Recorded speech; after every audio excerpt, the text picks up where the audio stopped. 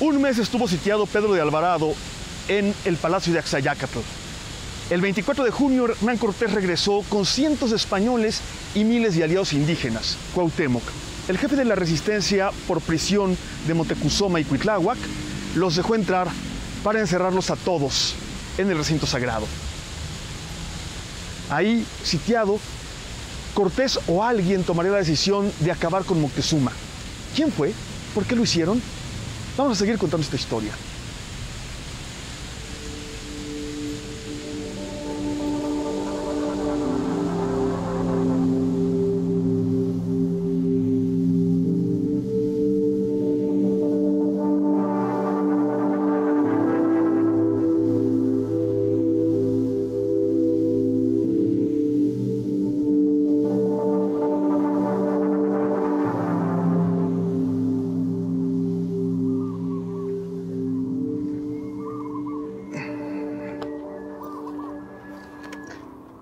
Ateniéndonos a lo factible, no es lógico que Moctezuma se haya sometido a Cortés el 8 de noviembre de 1519. No solo no hay ninguna razón para que pensemos eso realmente, salvo la aliteración de las fuentes, sino que también durante los meses siguientes es claro que quien manda en Tenochtitlan es Moctezuma y que los españoles son sus huéspedes. Sin embargo, durante o después del asesinato traición de los guerreros mexicas en la matanza del mes Toxcatl durante la fiesta de Huitzilopochtli, Moctezuma sí queda preso de los españoles junto con muchos de los señores tenochcas. Poco después regresa Cortés a la Ciudad de México el 24 de junio, día de San Juan, y es ahí cuando ya encuentra a Moctezuma preso y pasarán solamente 6 días desde su llegada hasta la noche de la huida. En esos 6 días Moctezuma es asesinado. Según algunas fuentes, por los propios tenochcas que lo apedrean, según otras, por los españoles. Lo más probable es esto último, porque Moctezuma no fue el único muerto. También se asesinó, dicen las fuentes texcocanas, que de 40 puñaladas, a Cacama, Tlatoani de Texcoco, y a los señores de Tlacopan y de Tlatelolco, junto con 30 o 40 nobles más. Es decir, se intentó descabezar a los reyes de la Triple Alianza. Una señal que nos muestra que lo más probable es que hayan sido los propios españoles es que a la huida de los españoles, la famosa noche del 30 de junio, noche victoriosa, noche triste, noche de la huida, los mexicas celebran las honras fúnebres de Moctezuma, según todas las fuentes de tradición indígena, como se honra a un tlatoani y no a un cobarde que se hubiera sometido.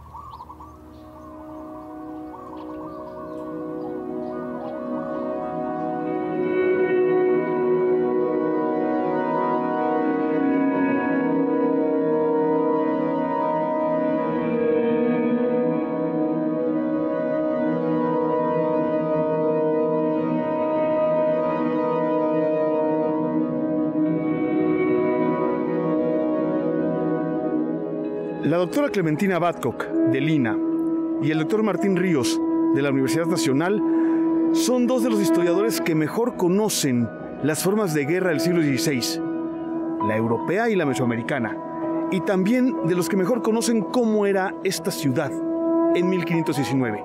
Vamos a platicar con ellos. Pedro, ¿cómo estás? ¿Qué tal? Qué gusto. ¿Qué tal? ¿Cómo estás? ¿Qué tal, Clemen? Martín, ¿Qué tal? ¿cómo te va? Encantado. Oye, quiero hablar con ustedes de dos cosas. Los 6 días que van del día de San Juan al 30 de junio de 1520 y qué era esta ciudad y cómo se hacía la guerra. Ok. Yo digo que podemos empezar diciendo que el 24 de junio Cortés se mete en una ratonera, en una trampa militar, y queda encerrado en el Palacio de Axayácatl, ¿no? ¿Nos muestras también? Vamos para allá entonces, sí, Vamos. claro.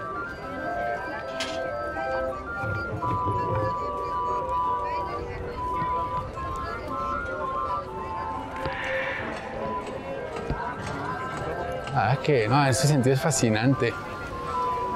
Poder caminar por una ciudad que tiene tanta historia sedimentada, ¿no?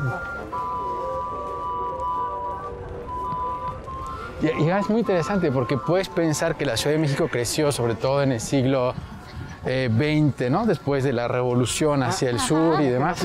Como que yo digo que en el siglo XX se unifica Eso. una mancha urbana de algo que sea, Tacubaya Claro, pero esos pueblecitos. Tacubaya era la segunda ciudad de Claro.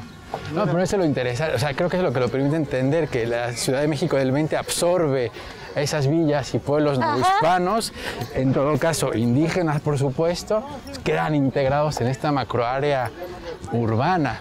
Y por eso, ¿no? Parece que pasas de un pueblecito a otro en Coyoacán, otro en San Ángel. O Mixcoac, ¿no? Vas pasando todo Tlalpan. Claro. No, todos son... Y en el interín los edificios de los años 60, 70, ¿no? Entonces, Esto era el antiguo llamado, denominado Palacio de Axayácat, que es uno de los Huaytlatoani más importantes de tradición tenochca. ¿Por qué? Porque es uno de los que lleva adelante guerras, bueno, hasta una guerra fallida que es hacia el mundo purépecha, ¿no? Hacia hoy actualmente Michoacán, sí, pero Axayácat es muy importante.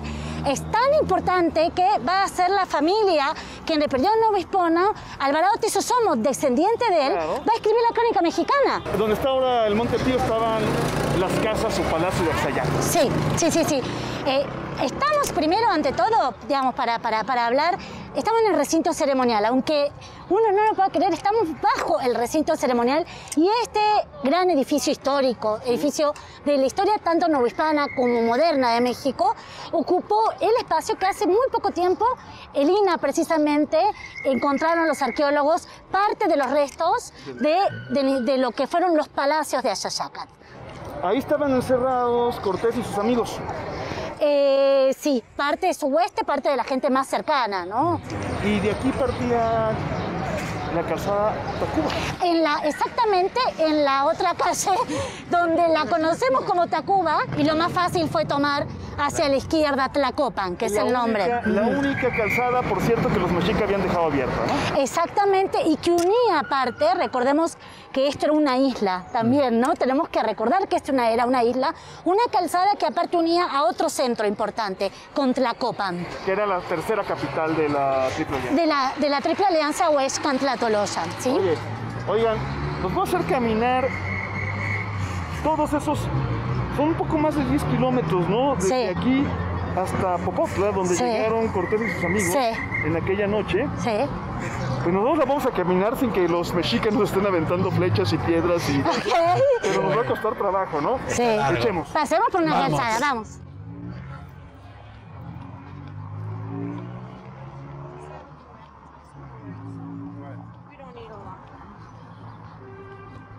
Y creo que caminar los tres por Tlacopan nos transporta como al tiempo, ¿no?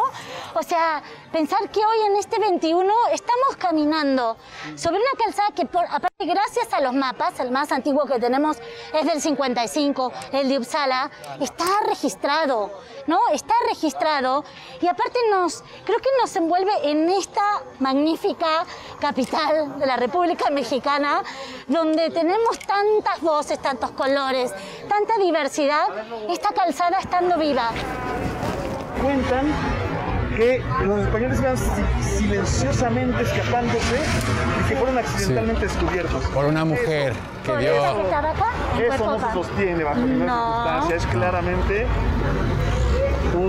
una trampa para capturarlos donde iban a ser más vulnerables, ¿no? No, porque además no solo huyen los españoles, huyen también parte de los ejércitos tlaxcaltecas que estaban con ellos, huye Doña Marina, o sea, no eran solo 300 españoles, muchísima gente. Los números es de lo más complicado que claro, pero acá pues dicen de 2.000 a 5.000, ¿no? Sí. O sea, según todas las... De los que huyen en ese momento, claro. Sí, siempre hacer una guerra de cifras, pero haciendo un conteo así más o menos rápido, sí que podemos pensar, creo, que por esos 950 españoles redondeando que inician el cerco en el Alarde, sí, creo que como dice Federico, otros 90.000 indígenas de todas las distintos señoríos. Ah, no, pero al final. Sí, al final. No, en la noche triste, quiero decir, eran de 2000. Sí, 2000 porque una buena parte del ejército aliado quedó fuera. En esa noche lluviosa, como dice Hernán. Claro. En esa noche lluviosa, ¿no?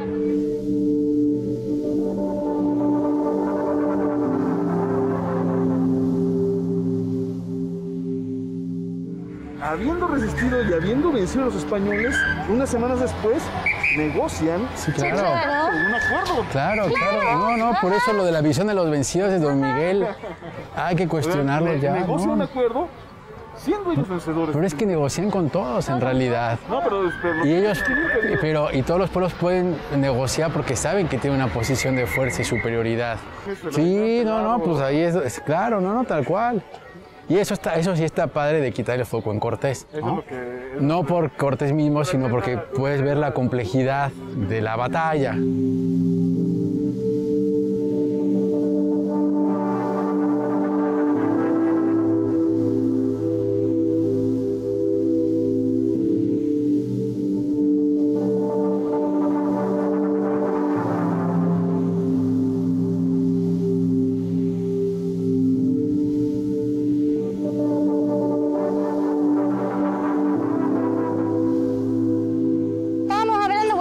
De Tlacopan, de Motecuzoma, ¿no? Motecuzoma Xocoyotzin, el último Huaytlatoani, donde nos dice nada más ni nada menos que Fray Bernardino de Sahagún y también otro compañero de su orden, estoy hablando de Agustín de Betancourt, que sus cenizas van a ser esparcidas, el cuerpo de Motecuzoma, en Cuepopan Tlaquechuca.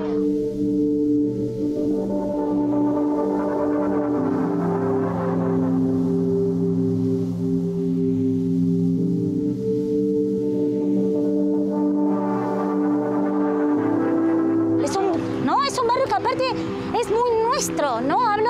Es un barrio donde está la colonia Guerrero, o sea, la Lagunilla.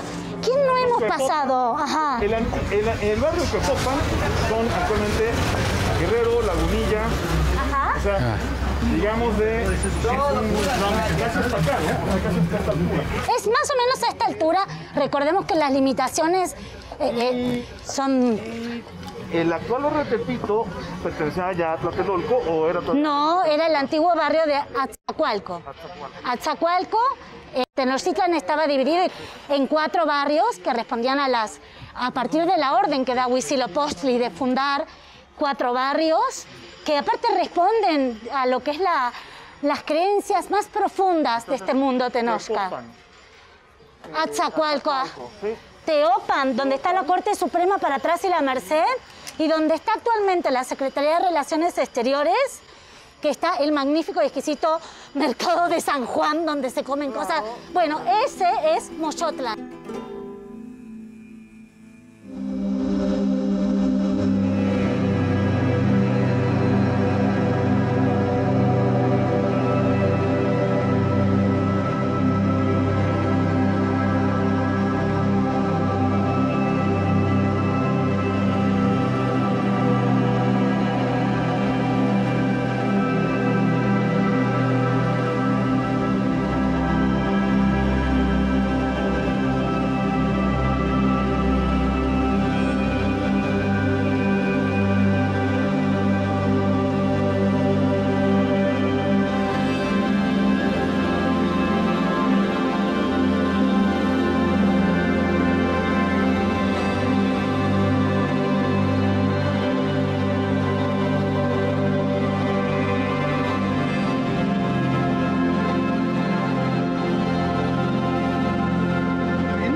Que no tenemos ubicado con precisión en este tramo de 10 kilómetros casi que hay del final del islote hasta Popotla. En algún punto estaba el puente de los Toltecas, ¿no? En mitad de la calzada Tlacopan. Ajá. ¿Sí? Y ahí entre un puente y otro, entre una zanja y otra, fue copado el grueso de la fuerza española de Hernán Cortés. ¿Cómo contamos eso? Pero también cómo lo contamos, más que contar la historia, que un poco nos sabemos eso sí todas, ¿cómo lo contamos en función de lo que era y es esta ciudad? Uy, muy complejo. Bueno, yo empezaría por una parte muy sencilla y creo que Clemen lo ha dicho muy bien al principio de nuestra charla. Esta ciudad estaba en un lago, ¿no?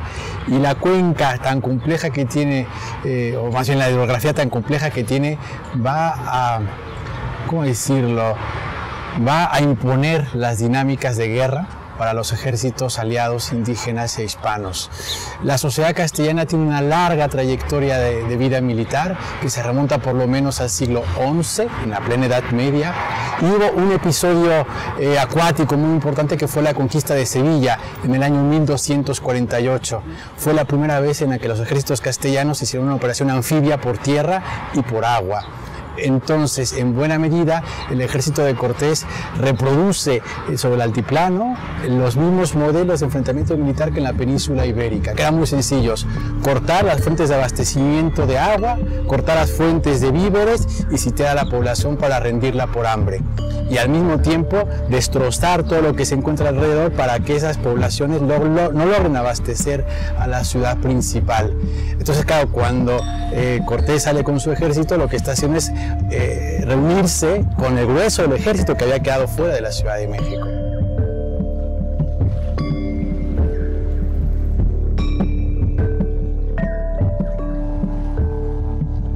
La narración de lo mal llamado, lo que se ha llamado como la conquista de México, es un error desde todo punto de vista. Toda la narración. Toda la narración, o sea, y la propia denominación, el propio nombre, porque realmente lo que estamos es con el relato de la caída de Tenochtitlan, ¿no?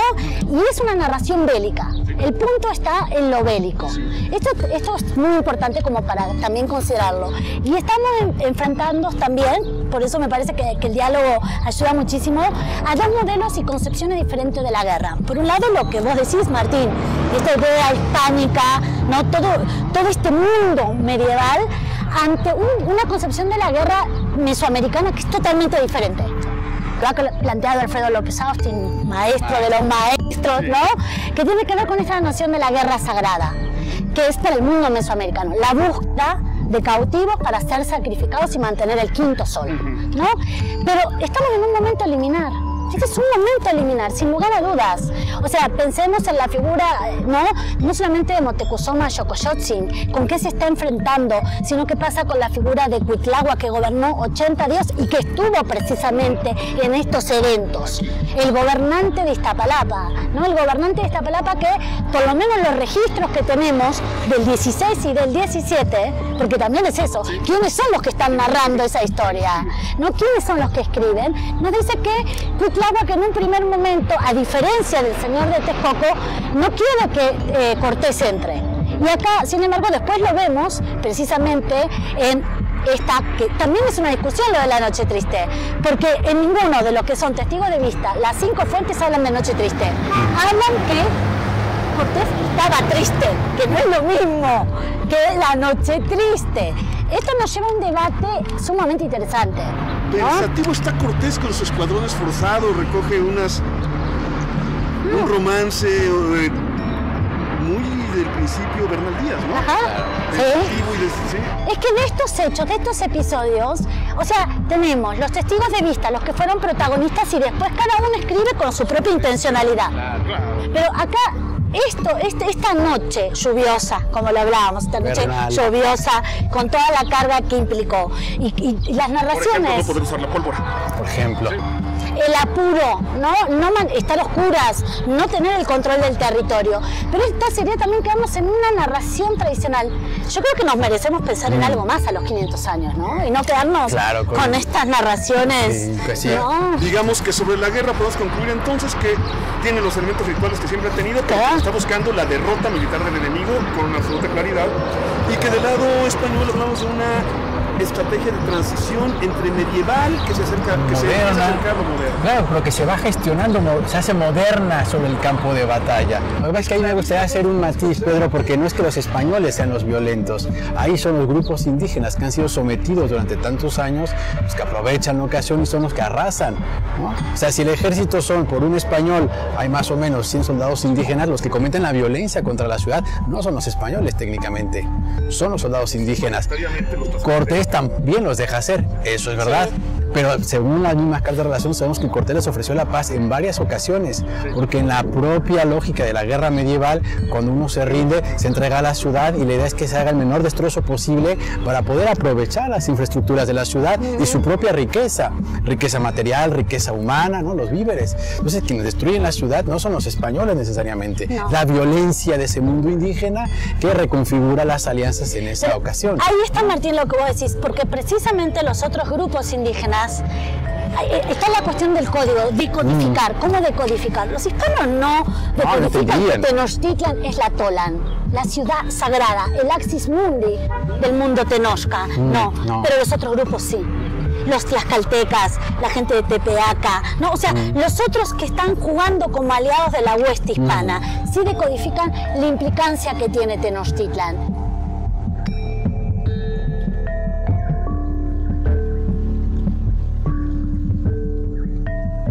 Pero creo que Clemen tiene toda la razón. Cortés no es capaz de decodificar el simbolismo ritual que hay en esa guerra.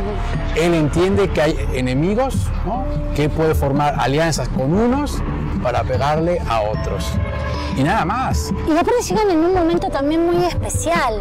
Digamos, sobre todo estoy pensando en la figura de Moctezuma Xocoyotzin. Las descripciones que tenemos de Moctezuma Xocoyotzin, o sea, cuando él va a ser elegido Huey Tlatoani, tiene indicios de estar cercano a la facción religiosa. No es como los otros tlatoque, estoy hablando no como corresponde en la lengua, ¿no?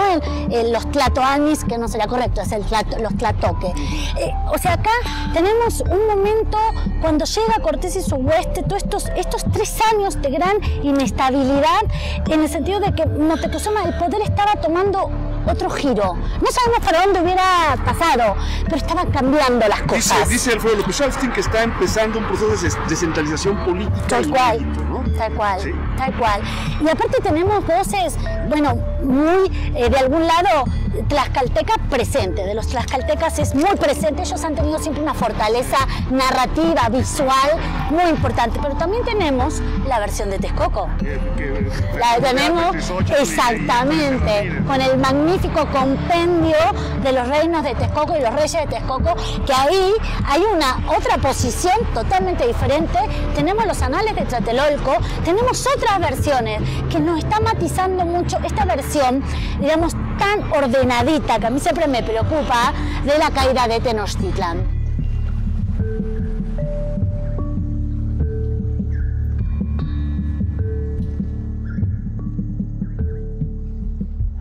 Vamos al centro de Tlacopan, ¿no? Me parece muy bien. ¿Qué simboliza esto? Yo creo que es un lugar de memoria. Yo lo tengo clarísimo. Es un lugar de memoria de nuestra historia, de la historia de la Ciudad de México, de la historia de Tacuba y en última instancia del Altiplano Central. No sé si de todo México, porque las Californias nos quedan muy lejos, Yucatán y tiene otra historia, pero sí de la Ciudad de México. Y creo que las polémicas, no estarás de acuerdo conmigo, de las últimas semanas, ¿no? Son muy interesantes porque demuestra que es un lugar vivo. Está vivo. Y que la memoria está viva y que más allá de lo que digamos políticos, es la ciudadanía la que se apropia del espacio y la que le otorga el significado en su cotidianeidad. Para mí como historiador es lo más fascinante, un lugar de memoria. Sí, yo también comparto lo mismo que vos, Martín. Yo pienso que la memoria y la historia siempre vamos como de la mano, ¿no? La memoria con lo difícil, y sobre todo la memoria colectiva, agregaría, la memoria colectiva. Y cómo lo hicieron suyo. Y cuando estábamos llegando y mirándolo, me venía a la mente, y creo que ustedes también, los cuadros que tenemos en el castillo de Chapultepec, o sea, las miradas también del siglo XIX, cómo se pintó esto y cómo se construye también, no colectivamente, y también el Estado-Nación, ¿no? Mexicano, construye algo que significa algo también para la gente de este barrio, de esta comunidad. Oye, y hablando del siglo XIX y de las representaciones, Cortés con armadura completa, ¿tú crees que eso era posible, Martín? Yo creo que no. ¿Verdad que no? Esto lo ha estudiado muy bien Marco Cervera, que se ha dedicado al estudio de las armas desde una perspectiva más de la cultura material, y no, las armaduras completas de entrada las conocemos desde el siglo XIV, sí que existen, pero eran caras, pesaban mucho y sobre todo eran poco prácticas para un clima como este. Eran para el desfile, ¿no? Eran para el desfile, además son armaduras de lujo que se sacan efectivamente en el desfile, en momentos especiales, entonces no, pero eso no significa que no hayan tenido alguna protección metálica, ¿no? Particularmente en el pecho.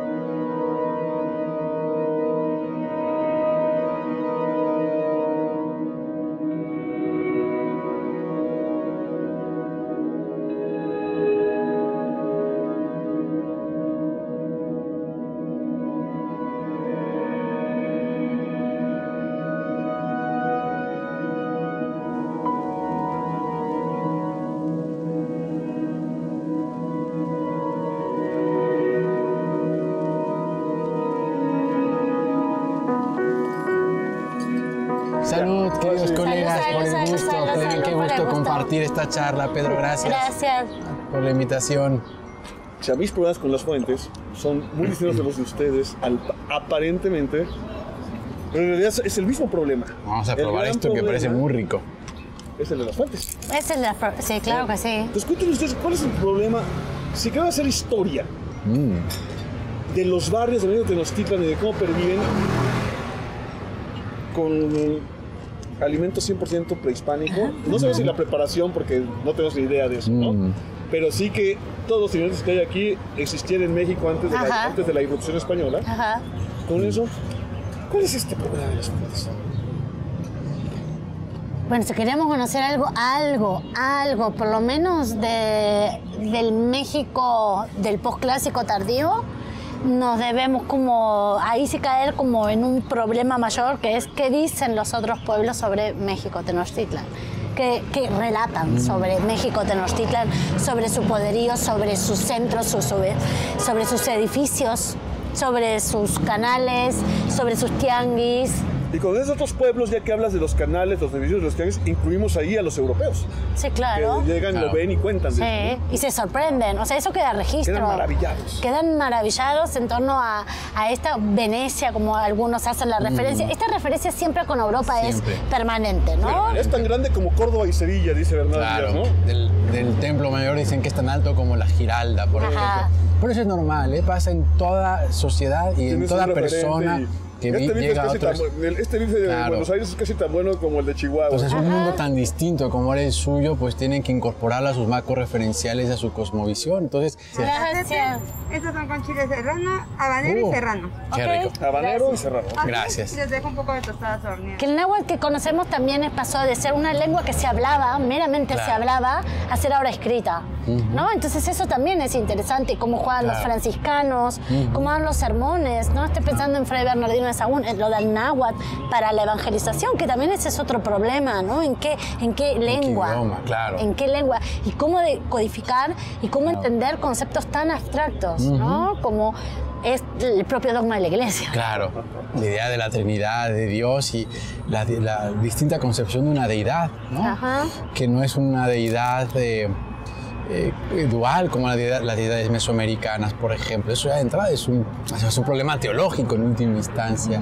Así que el problema de las fuentes es un problema fundamental y nunca lo vamos a resolver, porque además cada cronista y cada autor escribe desde su propia perspectiva, como todo mundo, y solo podremos intentar una vía mucho más próxima a través de la arqueología, ¿no? Sí. La arqueología es fundamental y se han hecho un montón de proyectos, el de Templo Mayor, por supuesto, pero también la arqueología urbana de Templo Mayor, que nos permiten ir viendo, pues bueno, cómo esos vestigios materiales nos dan información de ese momento del contacto. Sí. ¿No? Es que yo creo que muchas de las cosas que también hay que recuperar es la figura de Ignacio Marquina, ¿no? El gran arquitecto, ¿no? Ignacio Marquina, que estuvo presente en el Instituto Nacional, ¿no? Tanto en Chichén Itzá como en Tula, y cómo él traza esto que conocemos en un momento como la maqueta de Tenochtitlan. Y es la que está en el Metro Zócalo. Exacto. Es a partir de esos rasgos, ¿no? Basándose en Sahagún, de los 78 edificios. Y hoy sabemos, gracias a la arqueología, ¿no? Desde el 2006 empezaron a aparecer unos edificios, digo, a aparecer entre comillas, porque siempre estuvieron. Ahí están abajo. Claro. Están abajo. Estuvieron, ¿no? Y para eso todo lo que es proyecto de Templo Mayor, Salvamento de Lina, que hacen un trabajo monumental, magnífico, no, nos están dando ahora ya las certezas. Claro. Pensemos en Casa España, abajo en ¿no? Lo que era el famoso Calmeca. Claro. Abajo de la catedral también. Abajo de la catedral tenemos ya detectado el juego de pelota, uno de los juegos de pelota, el gran Zompantli. O sea, esa ciudad, y esto es magnífico, ¿no? Vivir en una ciudad. ¿Tú sabes cuál es el edificio que está justo debajo de la catedral donde se puede entrar ahora? El de abajo de la catedral no, es abajo del Sagrario. Yo una vez fui con unos alumnos que los llevé de visita guiada y yo recuerdo la sensación de descender esos 5 o 6 metros que hay del nivel de superficie de la zona arqueológica. Bueno, un viaje en el tiempo, literalmente, ¿no? Una superposición de esas capas de historia, finalmente. Bueno, o los nuevos trabajos que han hecho también, que me parece magnífico, de Raúl Barrera, en torno a lo que es el templo, bueno, o el basamento de Hécar. Claro. No, la que estoy con vestido de Hécar. No, es el basamento de Hécar, el juego de pelota. O sea, cada vez más hay más. Y por calle Argentina, que hablábamos hace un rato, claro. las ventanas arqueológicas... ¿Cómo se le llaman? Ventanas del tiempo, algo así. Sí. Claro, ventana arqueológica. Pero es muy buena idea, ¿no? Claro. Porque es como hoy en la contemporaneidad tenemos estas partes de esta Ciudad de México que en Novohispano no queda mucho. No, o sea, pero sí del edificio del siglo XIX. Pero digamos que en 6-8 cuadras alrededor del Zócalo todavía queda bastante Novohispano. Dentro de casi todas las iglesias.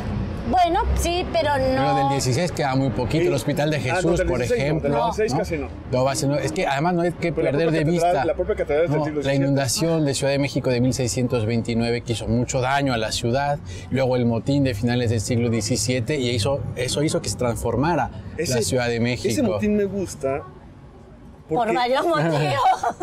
porque me encantan los indios amotinados en la historia de este país, pero también esta idea de el gran es el indigenismo, que es el indigenismo es el criollo, el poderoso que mira al indígena del pasado, ¿sí? Y es Carlos de Sigüenza y Góngora, la descripción que hace del motín. Claro. Es maravilloso. Carlos de Sigüenza y Góngora es este espejo de el indio amotinado real y amotinado por razones concretas. Sí, de hambre, ¿sí? ¿no? Que fue. Frente al indigenista criollo que admira eso que ya no existe. El motín, aparte que tenemos estos magníficos textos de Sigüenza, que aparte es el que para y salva al virrey. Claro. ¿no? O sea, Claro. la cosa Rescata estaba los documentos muy también. difícil. Rescata los documentos y eso lo tenemos en las actas de Cabildo. Claro, sí, del archivo de gobierno de la ciudad. A lo cual ese registro es magnífico. Y aparte las medidas que toma el Cabildo. Claro. O sea, ¿qué vamos a hacer con el maíz? ¿De dónde lo vamos a traer? O sea, ¿qué es lo que está? Los nombres los tenemos ahí. Sí. Claro. ¿No? Entonces estamos hablando de cómo se van superponiendo capas de fuentes. Sí.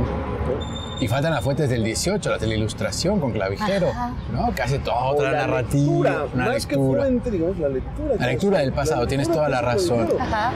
Yo hablaría de que hay figuras claves que son los cronistas de tradición indígena. Claro. O sea, no podemos olvidar a un Alvarado Tesosomoc, Claro. fines del siglo XVI. No podemos olvidar a Chimalpain, ¿no?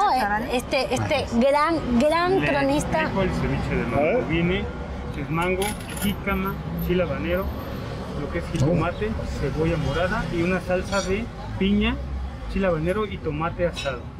Ay, qué rico. El taco de charales es una tortilla bicolor con frijol refrito, charal frito, rábano, Qué rico. Esa cosa dulce de maravillosa. cilantro y col morado. El maíz, ¿verdad? Tan importante siempre en Ajá, nuestra la presencia. gastronomía. Somos hombres de maíz. Sí, por Hombres del supuesto. maíz. Ajá.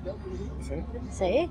El maíz con todas las tonalidades Sí, y toda azul, la narrativa amarillo. mítica, ¿no? De dónde sale el maíz. Claro, los aparte, hombres del ¿no? maíz. Nosotros salimos del maíz. Nosotros somos hombres de maíz. Nosotros Y mujeres de maíz. Mujeres y hombres de maíz. Claro. O sea, Bueno, sí. hablando de la conquista, uno de los pasajes más interesantes, precisamente el abastecimiento de tortillas a ese ejército castellano. Sí. Y sobreviven gracias a las tortillas que El se hacen pan de en la Tlaxcala. tierra, el pan de la tierra que dice Bernal Díaz. Y la labor tan importante que tuvieron las mujeres preparando tortillas durante el cerco de Tenochtitlan, que están en Tacuba precisamente, refugiadas, Sí. resguardadas, y desde ahí enviaban los bastimentos de maíz y de tortillas. Digo, pero la presencia de las mujeres, de mujeres nahuas, Claro. de mujeres gobernantes, de no solamente parejas de gobernantes, sino con Claro, un poder y una gobernantes, claro. fuerza, ¿no? Legitimadora, creadoras, ¿no? Las mujeres que aparte las tenemos registradas desde... En los códices. En los códices, con una presencia maravillosa, con sus huipiles, sus Claro, peinados. sus peinados, ¿verdad? ¿no?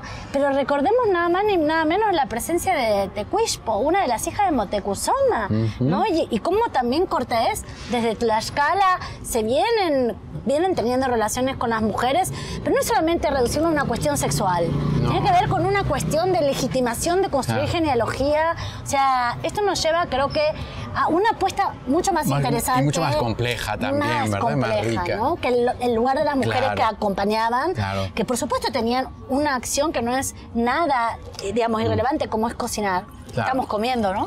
Estamos comiendo. Claro. Sino que son las que llevan esta tradición Sí, culinaria. Claro, y el papel de traductoras, de mediadoras, de intérpretes, pero no solo de lengua, sino de traductoras culturales. Hay imágenes preciosas donde Marín está hablando precisamente con la hija de uno de los caciques de Tlaxcala. Y son ellas las que se están poniendo de acuerdo, ¿no? Y los hombres asisten, ¿no? A ese diálogo donde se están firmando las alianzas políticas. No es acá- Pero incluso mujeres guerreras. Sí, Uy, sí. claro. en las últimas semanas del sitio, en Tlatelolco, las descripciones sistemáticas de las mujeres, el sitio duró un mes más, porque las mujeres se suman, ya no a la asistencia, sino al combate mismo. Al combate. Es que eso es lo que yo te decía, Pedro, y me parece como reducir. O sea, se ha reducido siempre el rol de las mujeres en este lugar como secundario, ¿no? Asisten al hombre. No están asistiendo al hombre. O sea, están en el frente. Están ahí. Alimentando, claro. ¿No? O sea, y aparte, también en la concepción tenochca, la mujer que muere en el primer parto es considerada una guerrera. O sea, tiene un estatus, ¿no? Y esto me parece que también es importante. No es... Chihuateteo se decía en náhuatl. Las tenemos como las cihuateteo, las tzitzimines, ¿no? O sea, también ahí hay un tema, pero maravilloso, ¿no? La mujer que da luz está luchando una guerra. Ahí está de nuevo el tema de la guerra. Dar a luz es dar un nuevo guerrero, pero está luchando una guerra. Claro, sí. ¿No? Y en el caso del lado castellano tenemos un personaje importantísimo, María de Estrada, que la registra Bernal Díaz del Castillo en su historia verdadera, y una mujer que casi desde el principio de la expedición está combatiendo y pelea a caballo, y es una de las que sale corriendo en la noche triste con el caballo. Sí, el papel de las mujeres es muy relevante en este momento. Y no está pasiva, no está así mirando la noche a ver qué pasa, no.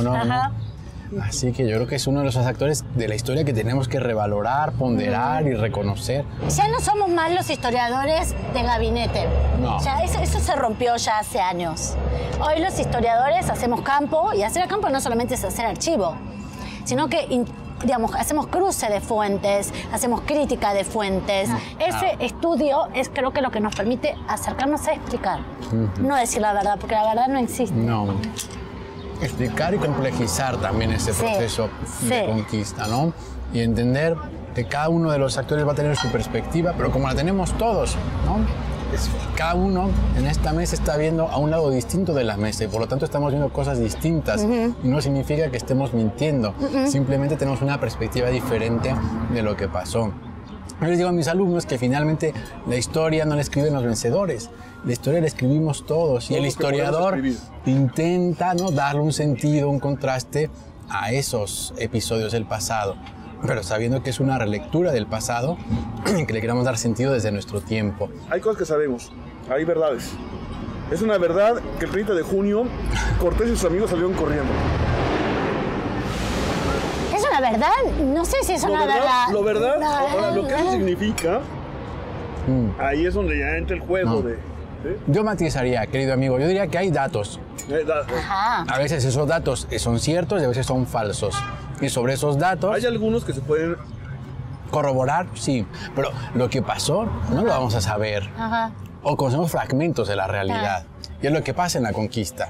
Conocemos fragmentos de ese proceso tan complejo. Lo interesante es pensar un acontecimiento como este, que es la caída de Tenochtitlan, cómo a lo largo de 5 siglos esto se va cada vez como, ¿no? Vamos y vamos, y le vamos poniendo más de acá y más de allá. Y creo que esta es la apuesta de muchos de nosotros, digamos, que compartimos esta idea de ¿por qué no empezar a deconstruir? ¿Por qué no empezar a problematizar? Y ahí va la segunda pregunta. La primera pregunta era el problema de las fuentes. Y la segunda pregunta, ya que hablas de esto, es... ¿conquista? ¿Qué fue esto? Yo no hablaría en singular, primero. Para empezar. Claro, o sea, no hablaría para nada en singular. O sea, como no, por eso no coincido con esta definición o esta denominación que le ha dado la conquista de México. Yo no la uso. Es un gran relato, aparte es un gran relato, también lo hablábamos fuera de cámara. O sea, ese gran relato que es la conquista de México es la que va a llevar Pizarro también, décadas después, aparte, no solamente paisano, primo, ¿no? El Perú. A mí me parece fascinante esto de intentar recrear algo de lo que ocurrió, pero porque nos interesa también. Yo lo que pensaba, comparto lo tuyo, Martín, pero digo, estamos ante la construcción de un acontecimiento. La construcción... De un acontecimiento. Esto es una construcción. ¿Evenementier, dicen los franceses? Ajá, es la elaboración. Entonces yo sí, lo que aparte de contextualizar, es de construir. Claro. Salud. Salud. Salud. Salud. Deconstruyamos. Desconstruyamos. Deconstruyamos y vámonos pronto otra vez. Gracias. Pronto. Muchas Gracias, Pedro. Gracias, Pedro.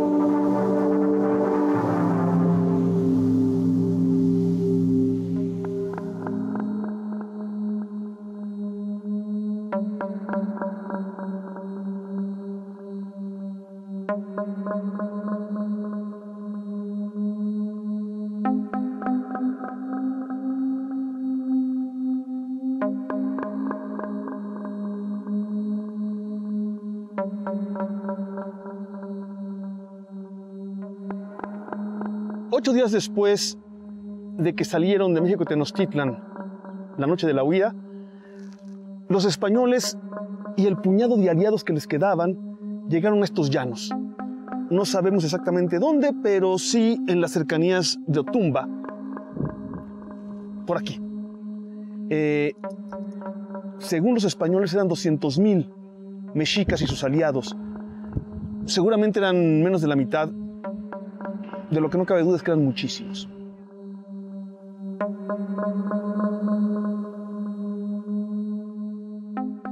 Una multitud lista para acabar con los españoles, claramente reunida para acabar con los españoles. Las fuentes españolas coinciden en la desesperación de los que saben que están perdidos. Las fuentes indígenas casi no dicen nada.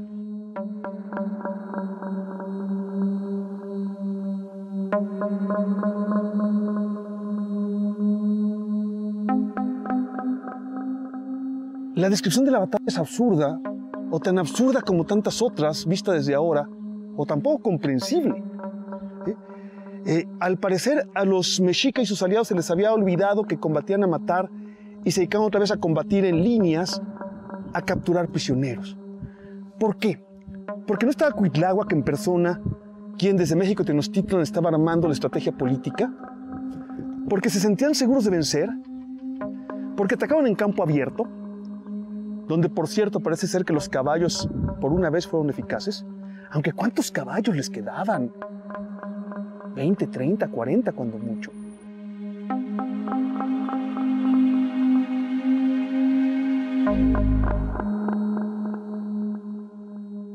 Y de pronto la batalla se acaba.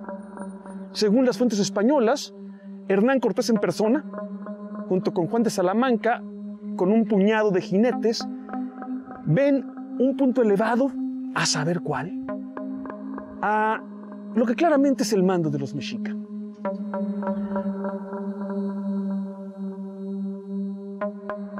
Lo atacan y matan al Cihuacuatl. Recordemos que en el gobierno mexica es una especie de monarquía dual, el Tlatoani y el Cihuacuatl o mujer serpiente, que es quien manda en persona la batalla. Muerto el Cihuacuatl, los mexicas y sus aliados emprenden la huida, dejando el campo libre a unos españoles que estaban rodeados y vencidos. Se salvaron. Pronto prenden el camino a Apam, y ahí en Apam se enteran de que los tlaxcaltecas los vuelven a recibir, los van a volver a recibir. Ahí los encontraremos.